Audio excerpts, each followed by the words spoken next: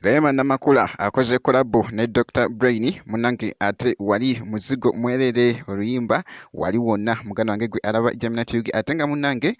wali omuyimbi munnange Ziza Bafana kyeyekola munnange ate wali e China ate kika buka muganda wange gwe ebifaananyi bibyo ebitwedinze ate wali ku mikutu egy'enjawulo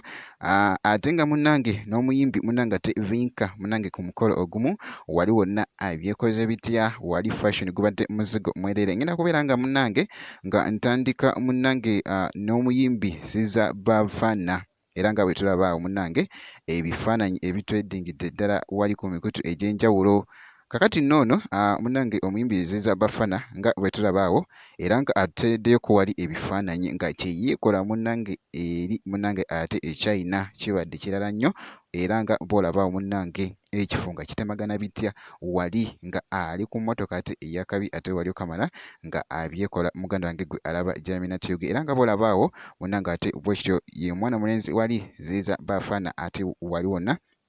kibadde kitambulira ddala bwe nti munnange bwe nkyekezeeko ate ku Ziza Bafana eshayidi eyo kakati nga nvuddeyo ewa Ziza Bafana ate munnange kankutegeezeko wali omuyimbi Rehema Namakula munnange akoze kolabo wali ne Dr. Brain era nga oluyimba munnange ate Go Mama wali wonna muganda wange gwe alaba Jamina TV naye nga oluyimba bannange maanyi gwe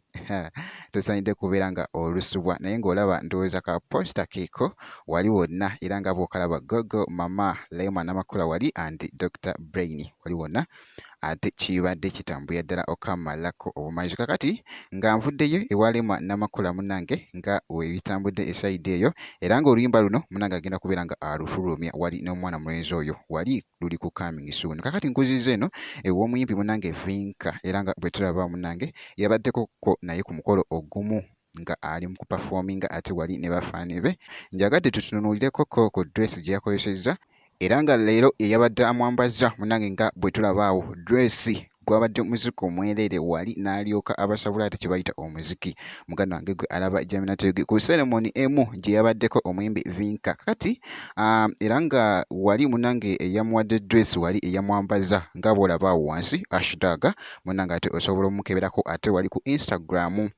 wali kibeera kitambulira ddala era nga bw'olaba hashtag eyo kakati bwe nti munnange ate bwe nkoze ate wali wona ngenda kubeera nga nkomawo ate mu maaso eyo nezi update endala making sure nti no subscribinga obeera nga tonaba bwe kiti.